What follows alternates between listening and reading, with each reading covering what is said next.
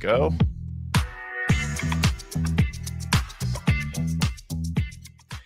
Most meetings feel like big cost centers, big waste of money and time. You wonder why you're even doing it. Eric Rozenberg turns these big meetings where you all gather and fly in or do whatever you do, the hotel expense, everything else, into something that actually impacts the business, that drives the strategy of the business. His Why First blueprint is what we're talking about today. Turn face-to-face meetings into something with actual measurable results, measurable momentum for your business.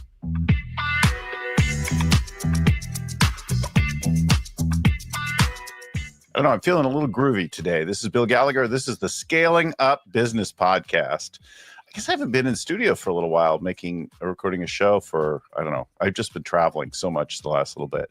It's nice to be home doing something. So we bring our show to you every week with a story, a lesson, an example from a business expert, a guru, an author, somebody in the world of scaling up, growing your business, leveling up. And we do that every week. There's more than 630 shows now, wherever you're getting this right now. So like, subscribe, turn on the notifications like that, and you'll get them in your feeds.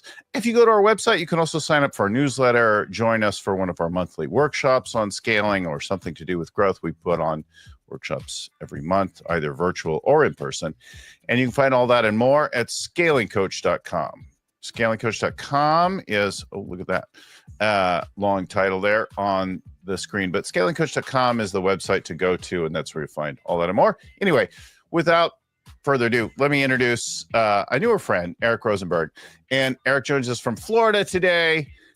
He is the first European elected chair of the global board of MPI, the Meeting Professionals International. He is the host of the Business of Meetings podcast, and they got lots of episodes on making great meetings. He's an entrepreneur and a two-time best-selling Amazon author. We're going to talk today about his work on the why of meetings and how to make meetings better. He's also the founder and president of Event Business Formula, and I don't know, lives in Florida with his wife, but he's originally from Belgium. So, Eric, welcome to the show. Thank you, Bill. I hope you have the subtitle for people who don't get my accent. So, your accent's not too bad. You've been in Florida long enough. All right, Florida and Belgium is an interesting combination, that's for sure. Right? Absolutely. I'm glad to be here. We're glad to be Americans with my wife, our 3 daughters, and to be working and living in this amazing country. Mm-hmm.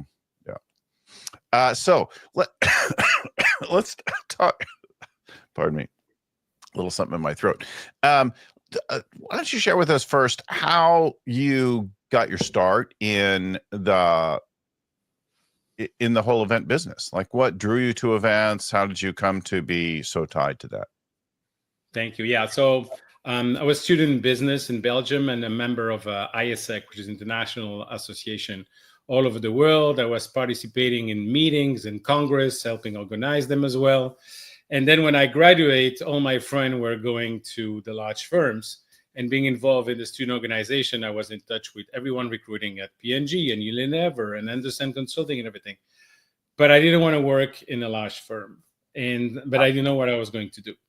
And I met a guy at the barbecue who had a stockbroker company, and I developed his entire marketing department. And after 2 years, everything was done. I was not passionate about the financial world. And I met a couple on holidays, and they told me that they were doing incentive trips. I said, what is that? They said, well, it's corporations that are creating unique programs to reward or their best salesperson or their customers.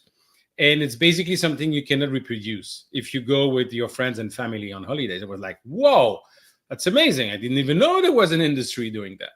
So long story short, I got into partnership with them. Didn't work out, and decided to start my own business. And my 2 first clients happened to be Cordis from Johnson & Johnson. They do the stand. I had someone from the family working there introducing me. And the other one was a friend from ISEC who was the number 3 of Café de Colombia, Juan Valdez. And so got me into the meeting with the president. And then I did all the meetings, customer program for them for years. And that's really how I started.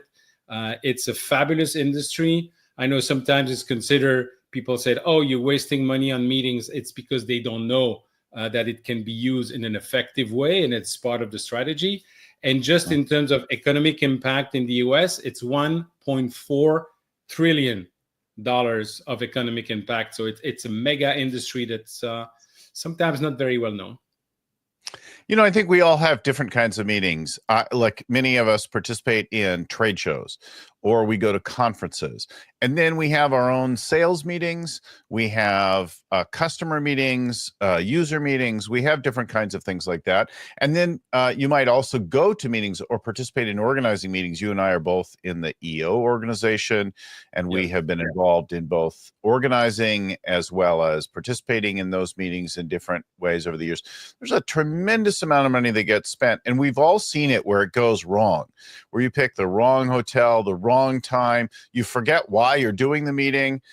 People get involved and they pick the program, and then they start to fill it with things, and it, like, after a while, I was at a meeting in the Middle East just a couple of years ago, and so many of us walked out of the meeting like, why this hotel, why this city, this time of year, who picked these speakers?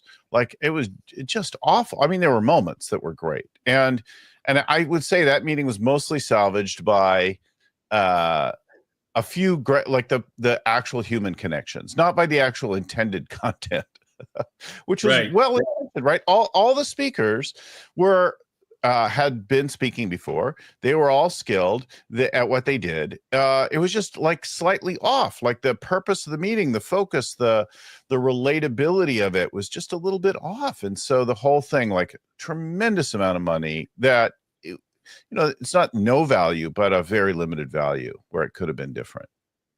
Absolutely. I actually created a methodology with my business partner back in Belgium, but it started with the question I was always asking, especially sales director: why do you do sales meeting every year? Yeah. And they went, oh, because we do it every year. And I'm thinking, like, oh my God, how can they even go to their board afterwards and justify that? And the best example I can think of is actually the year before. I'm sorry? I said, because we did it before, because we did it last year. We did the year before, right? Yeah. Exactly. Remind me of a meeting I had with a board member, head of marketing and events and communication of a very large financial institution in Belgium, which is international brand. And there were 7 people, and we're discussing about their upcoming 10,000 employee meeting. And I was asking them questions. And after, 20, 25 minutes, the only thing I could hear is, we need to align people. We need to align people. We need to align people. Great. Then I look at them and say, can you do me a favor? 60 seconds of your life. Please, each of you take a piece of paper, write down which is for you the 3 main objectives of the bank next year. And I collect the paper. Guess what? 7 people, 11 objectives. And I look at them and say, you want to align 10,000 people. You're not even aligned yourself. So, in that case, you have 2 options. The first one is, who the hell does he think he is? But thank God they went for the second option, which was like, you made us think, really. And so we start reviewing with them the whole process, from the local wine and cheese evenings up to the sponsorship of the national soccer team. And we start looking at why they're doing this, what are the questions they should be asking, who should be invited, how they're going to measure the impact. And that is a completely different approach. But I was just, first of all, by asking questions. And too often, the people that are leading organization, as well as the people that own an event business, are going straight to logistics instead of saying, okay, what's your industry? What are your challenges? Why do you do that? Who are the profile of the people coming? How are you going to measure success? And only then, of course, the logistics is very important, but it's almost a given that if you're working with professionals in the field, the logistics will be great. So it's more going back to the strategy. Why does a company invest sometimes a big amount of money? And I would tell you that I'm always surprised how much organization can pay consultant to come, and we're talking like millions of dollars. And then when it comes to sharing the outcome, they just ask a junior person in the company to put a meeting together, thinking that it's going to inform everyone. It's fascinating how people can quickly forget about that. As you talk, one of the things that occurs to me is that a lot of times people just sort of assume that, well, you put the right people in the room and you talk about the usual things, and it's going to be and for sure, like the meeting in the Middle East that I went to, like it did accomplish something, right? We got together, but it missed an opportunity. They did bring people together. Something moved, but there was a lot of money, right? You think about flying people, hey, Yeah. $2,000 to $10,000 a person. Then you got the hotel, then you've got the meeting room and the AV and the food, and like, oh my goodness, right? It adds up. Absolutely.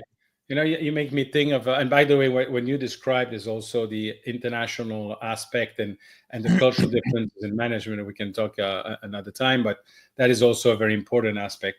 But we had a client, which is the largest consulting firm in the world, probably. They had a new division, which was more focused toward IT solutions. Yeah. And one of the challenge was that the main company was not really recognizing them.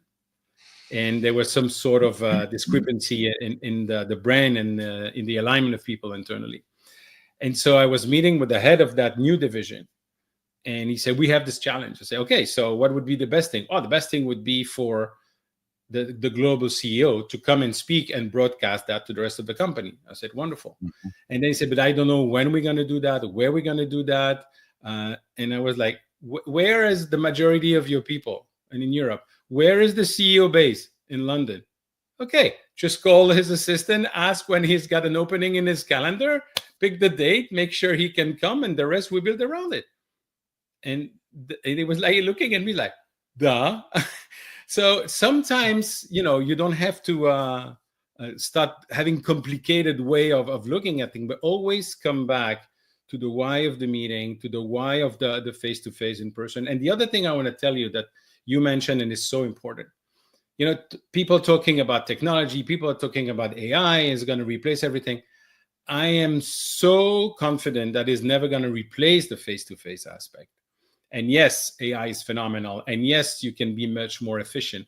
But the encounter you have at the trade show, the conversation, the water cooler conversation, they don't happen online. And so there is a category of meetings or education that you can do online. But the rest, when it comes to business, when it comes to relationship with customer, when your sales team, with aligning all the company and making sure that everybody understand what's going on, as well as knowing what's going on in the industry, having new ideas, the serendipity of meeting someone face to face will never going to be replaced ever. Mm-hmm, mm-hmm. Yeah, that's really the key, right? When I think about my Dubai meeting, like, it's the time that we went to dinner. It's the time that we had the small breakout conversation. It's the little dinner and drinks on a boat that one of our friends organized and that I went along. And it's the dancing at 3 a.m. with the few of the people that stuck around and we're out. Like, those are the times where we connected. Those are the times where you saw the character of people, where you grew to appreciate them more fully. Yeah, including the 3 a.m. thing, right? Yeah, absolutely. That conversation in the bar, that kind of thing. That's something that I would always make sure. When I start my first business, like, I was involved in everything. Nobody can do it better than me. It's my brand, blah, blah, blah. I mean, the classical mistake until I start delegating. And I will always make sure that the major program, even if I was not involved at all anymore in organizing it, I will be there the last evening at the bar with the client to prepare for the future. That's the best moment you have. Another thing that I'm thinking about, we both coaching accelerator for EO, okay? You can do this theoretically. We can do this online. And there's a part that is online. As you know, Vern Arnish is the founder of that, not only of EO, but also the program. And we have videos of him that is explaining some part of the material, which is great. And when you speak in front of the entrepreneurs, when you see their reaction, when you ask questions, when you are an entrepreneur yourself and you hear other question in the room that make you think about something else for your business, this is not something that you're doing online. You see the reaction, the nonverbal, and plus the interaction afterwards. So that's really a mix between hybrid, if you want, between what could be online but in person. And when you start thinking strategically about any type of organization, why are you bringing people together? What is the impact that you want to have? How does that fit in your strategy? Then you start looking at meetings as an essential part of executing a strategy. Mm-hmm. You know, it's funny. So as we're recording, right, we're in the middle for that accelerator program of execution. And the slides, the worksheets, the exercises, and the execution day are they're the slides and the stories that we tell, and I tell the same ones. I will have done this one and the things again and again. There's a slight different emphasis. We're using more AI today than before, but the stories, the principles are largely the same. And so I've now led this particular one for several hundred people this quarter across some different cities. And each person got different things out of it because of what they heard, because of what was going on in their life, because of the person they happened to be sitting next to that day, which maybe wasn't the person they were sitting to the prior day or the last year, or that, like that kind of thing. Like those unique serendipitous things, they give rise to insights and ideas that, you can't get it. And the feedback from someone, like, you're working on your priorities or you're thinking about your meeting, and then somebody shares something that, like, you weren't expecting, you weren't looking for, you didn't think it was broken in your business, and you realize, oh, I have a need for something, I have an opportunity. And I think there's a magic there. So constructing opportunities to gather people, right? And I mentioned being out dancing at 3 a.m. and being in the bar and that kind of thing. And for sure, the connection, and like, you could also design it to get out of hand. If you put too much social lubricant into the whole mix, if you set it up too crazy, like, you can also, I've seen company meetings go wrong because we didn't stir the recipe just right. Let's talk about some of those. We're going to talk about the FIFA World Cup, but before that, why don't you talk to us about a volcano going off and disrupting everything? Yeah. So I was still living in Belgium, and I had a friend that we're having lunch with some friends. And in Belgium, it's totally okay to have a glass or two of wine during lunch. So I'm serving everyone, and my friend Mark goes, no, I'm flying this afternoon as a private pilot. I said, okay. 5 minutes later, he's got a phone call, hangs up the phone, look at me, he said, Eric, give me a glass of wine. I said, Mark, you flying this afternoon? They say, no, they're closing the airport. I said, what do you mean they're closing the airport? I look outside, felt like it was in Florida, like a little cloud and everything blue. And he said, no, it's the volcano in Iceland. Eyjafjallajökull, that was the name of it. Had erupted, and there was a cloud of ashes that was going over Europe, closing the airport one after the other. And so there you are, having lunch with friends on a Friday afternoon, wonderful. And the following week, we had 5 programs, including an incentive trip to Vietnam. And it was like all hands on deck the whole weekend, trying to find solution, working with different partners, going back to the client and being able to offer a solution. That is something that you don't see because it's behind the curtain. But then you go on Monday morning to the client and you say, listen, this is what's happening. We're supposed to leave from Charles de Gaulle on Wednesday. People, the airport is still closed. People are stressed because they don't know that even if they can leave, are they going to be stuck in Asia? So I think you should postpone everything for 3 months. And they look at me and said, how much is it going to cost? I said, nothing. They said, what do you mean nothing? I say, no, the airline here, I have an email. They're postponing at no cost.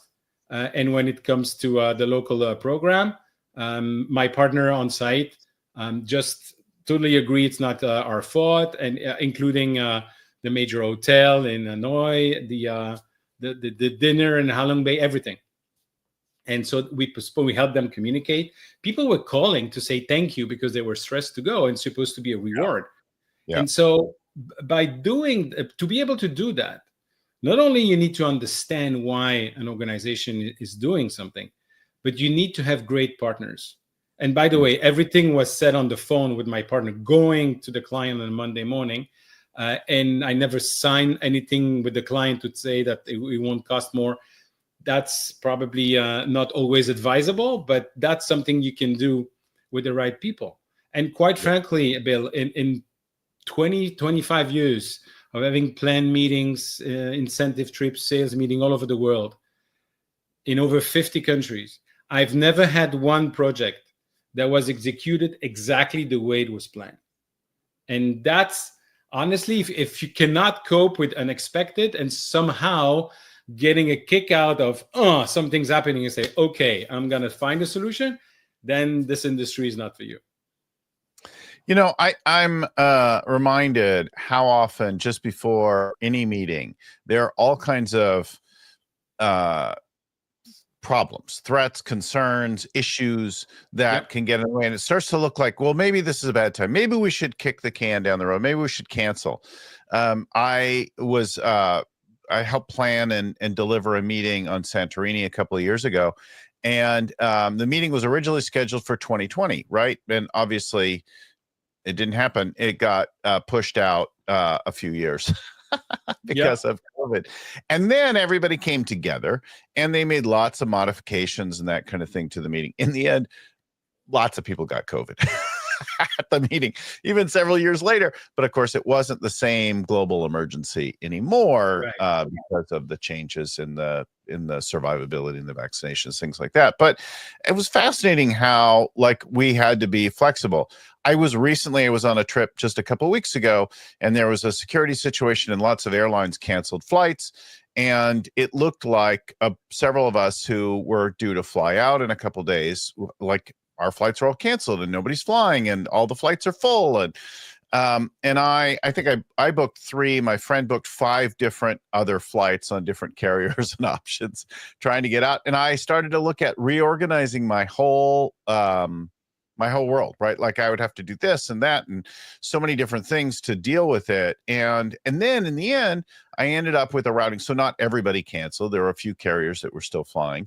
And I ended up flying through a different city. And it was a longer flight, but I ended up getting home actually a little ahead of schedule from when I was planned to be, and no disruption. So staying flexible, creating different options always seems to be the better thing. Like not just canceling everything and freaking out, but okay, let's create a couple plan Bs and Cs and Ds and let's explore some things and let's see what we can do. And then, I had a lovely flight home and my life went on as scheduled. It cost me a little bit more money, but I also made more money that week. I don't know why.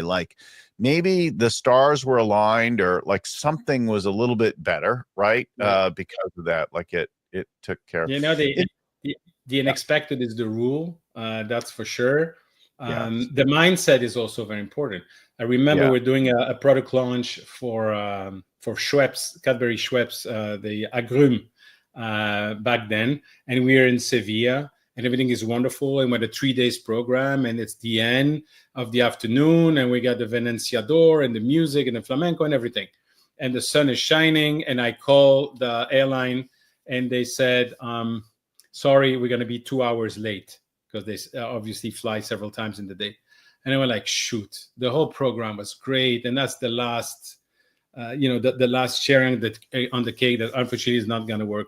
And that's what mindset is very important. I'd speak with my client, and Theo is his name. He said, I got this. And he goes, take the mic. And it was his main client. We're talking 180 people. He say, ladies and gentlemen, are you enjoying yourself? Yay, you had a great day. Yay. You like the sun? Yay! It's raining in Brussels. Oh, I managed to delay the flight for 2 hours. Everybody went, yay! So it's really, to your point, it's a question of mindset. Try to focus on what you can control. And that's not only in this industry, obviously. But if you can focus on what you can control and the rest, what you cannot control, so be it.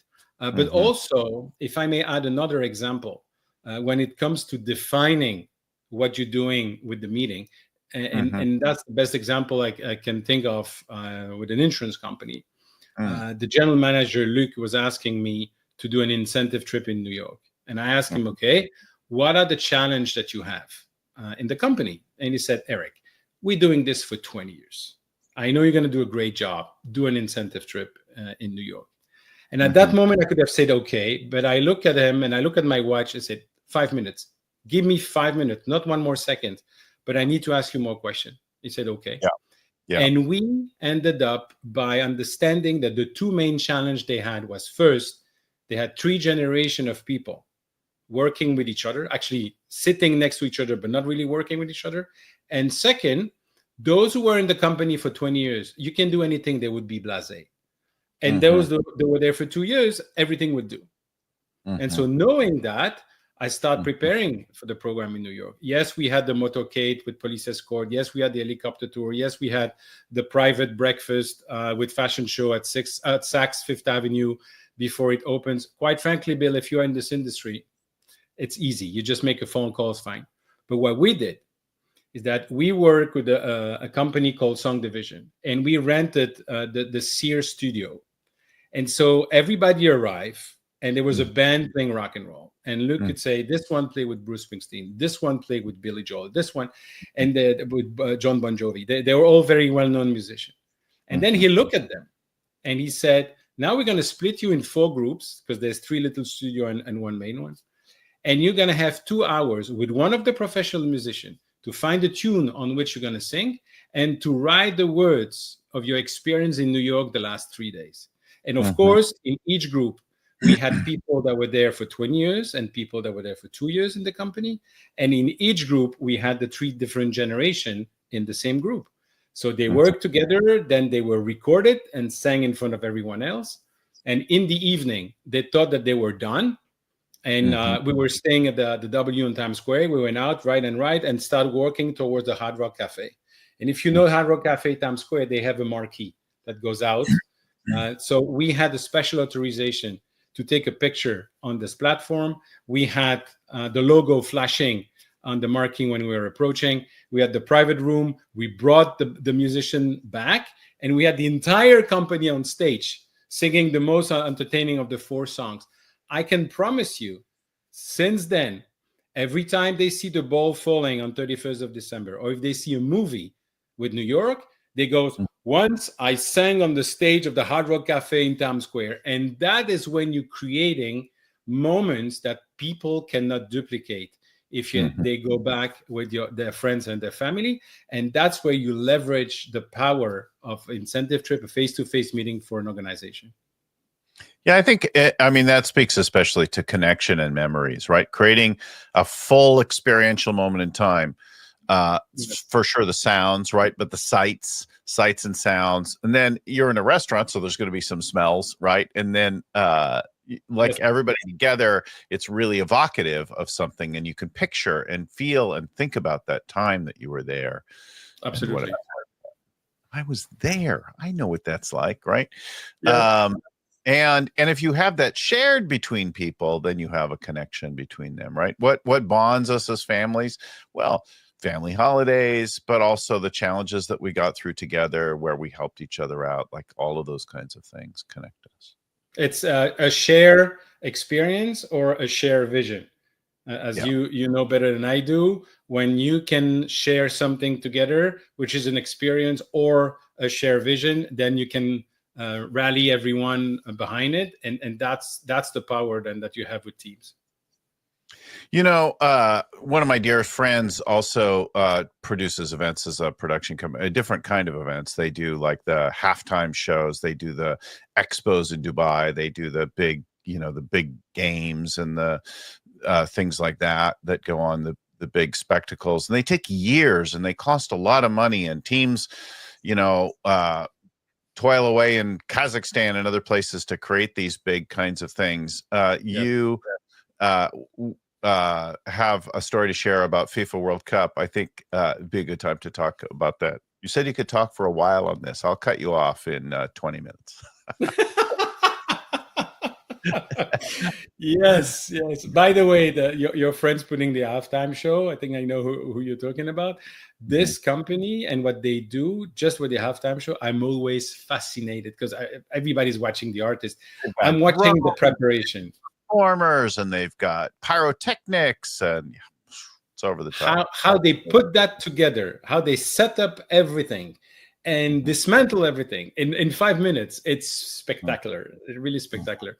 So yeah, the FIFA World Cup was 1998, and it was in May that my client, which was Café de Colombia, Juan Valdez, the president called me and said, Eric, I have all the officials from Colombia. I have the top people in the coffee industry in Europe that are coming. So I need to have a group of 30 people for the semifinal and the final of the World Cup in Paris. And I went like, but it's end of April, beginning of May.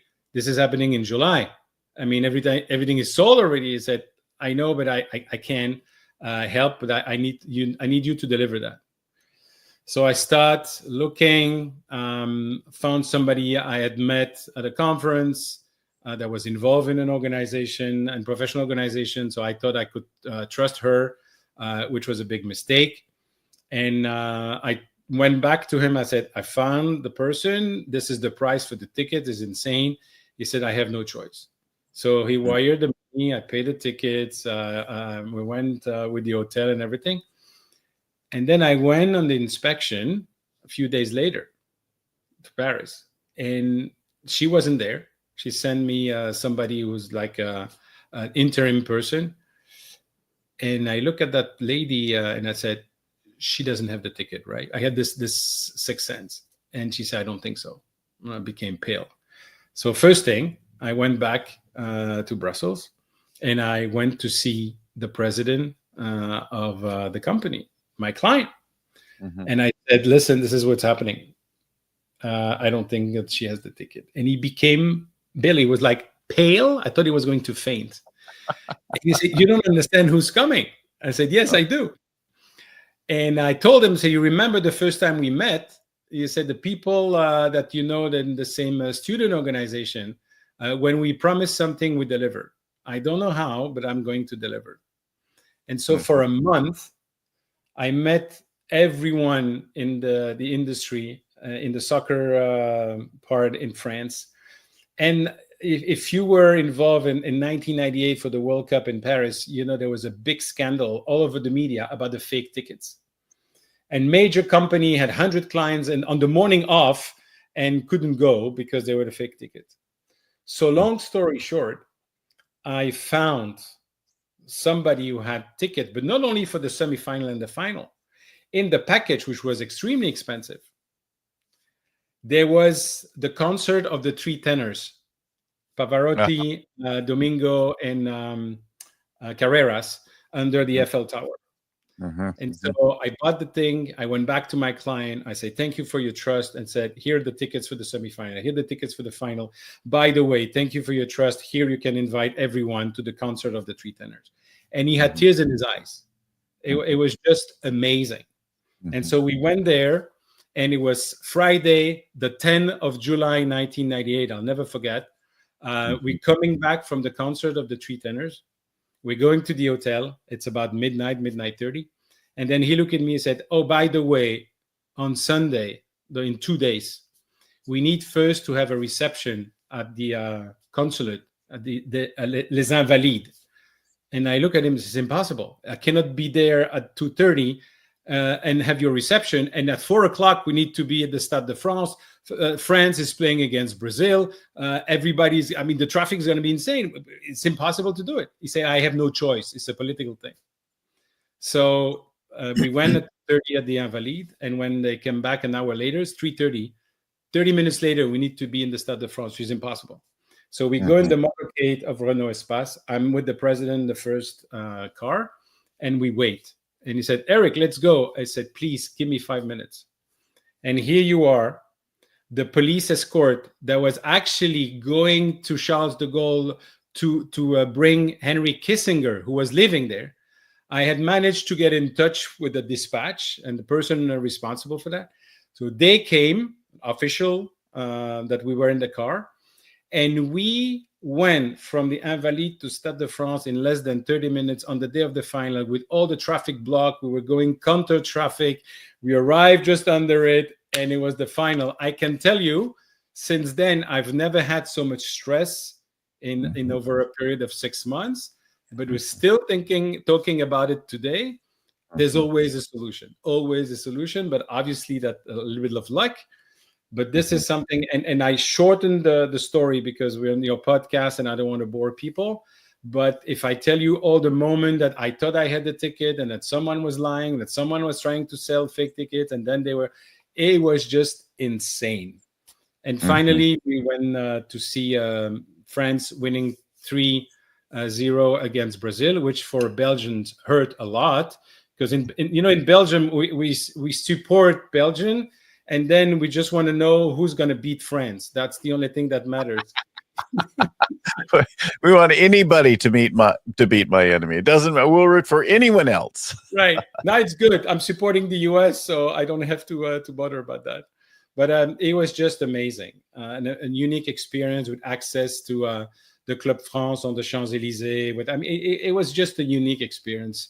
And next year it's coming now here in North America. So I'm not doing that. I'm not planning meetings anymore. I'm helping business owners in our industry to grow their business. But the next time I said, I can help you with everything, but I'm not responsible for the tickets. Well, if you find yourself on the West Coast for that, you'll have to come visit us, maybe stay with us for a day or two. Great pleasure. Do some things. I know they're going to do some stuff up in Seattle, but it'll be very busy. So I'm hearing a few things, right? I'm hearing about creating memories and emotional connection, like creating some feeling around things and touching on all the senses.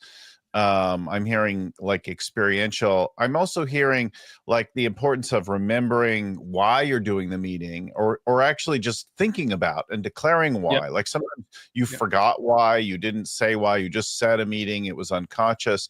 And then it becomes something to invest in, not a big mere expense, right? You're spending money to create a particular outcome that drives something, but you know why you're doing the meeting. And we've alluded to it a little bit, but maybe now is a good time to walk us through what are the 7 steps that you take companies through? Yes. So thanks for the question. I'm not going to go into the details, but starting with the most important one that you mentioned, and that to me, it's the key to hold the process, is going there and positioning yourself as a strategic partner.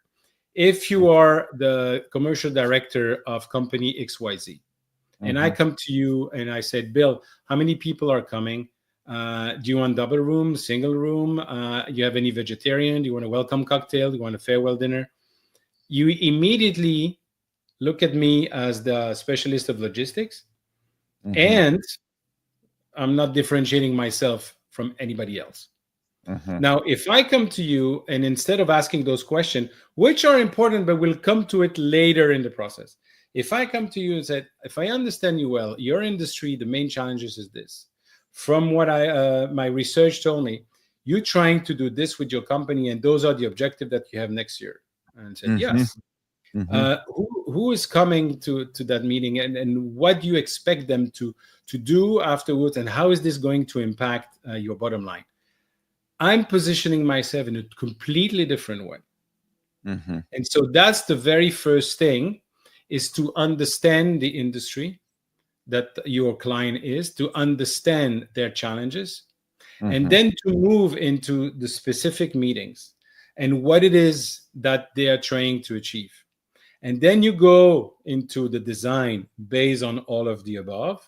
Obviously, you have the execution, you have the feedback afterwards. But what you do, the next step, is to measure the impact. And in order to measure the impact, you don't wait that moment. It's part of the first conversation. And you can even link sometimes your fees to the success, and having the opportunity to have even a flat fee or success fee based on those outcomes. But it's very important to know what you're going to measure and how you're going to measure it. For Yes. instance, we had a client, they were doing annual retreat and they have specific objective. And we had a flat fee and different bonus based on survey that they will answer a specific question that we agreed upon from the beginning. And the good thing is we had 2 charter plane for the company in 2 different locations. So when we were flying back, people had to answer the survey in the plane. If not, they cannot get out. So we got all the results. And so when you're able to measure that, then it's a different story. And for your client as well, again, if you're the commercial director of a company and give you all the data, you can go back to your exec meeting and say, this is what we invest, but this is how we're measuring it. And that can be even 1, 2, 3 months down the road. And last but not least, at the end, is always trying to do something different. Don't try to do something more bigger or more expensive. Always look at doing something completely different that ideally they're not going to compare.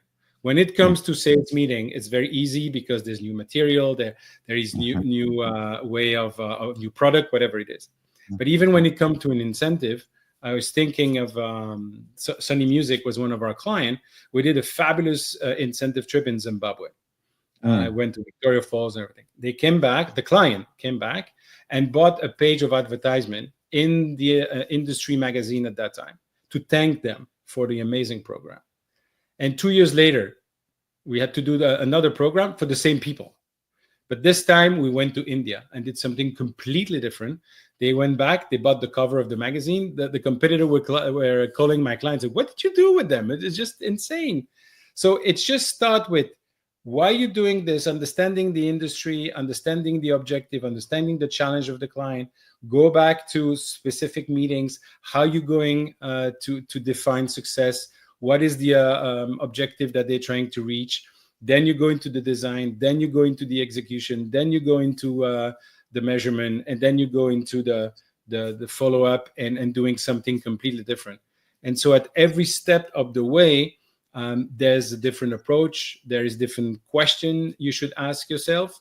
And that's, in summary, if you want, how we've looked at it and where we were able to win business even during the subprime crisis.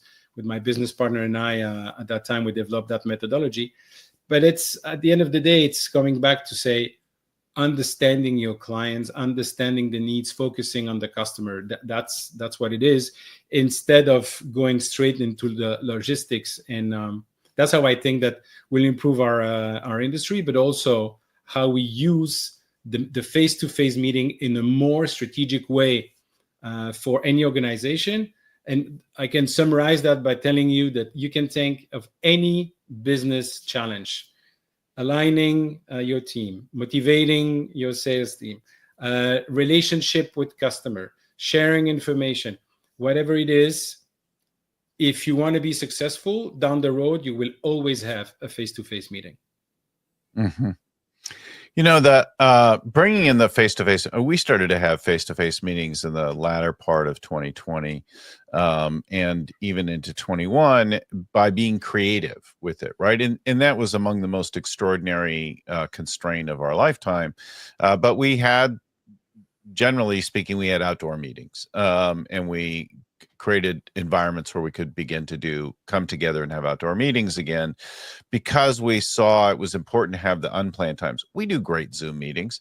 I have a Zoom meeting tomorrow for some hours with a team in New Zealand. And they're very productive. They're very efficient in times, but we don't get the richness that we get with the other meetings.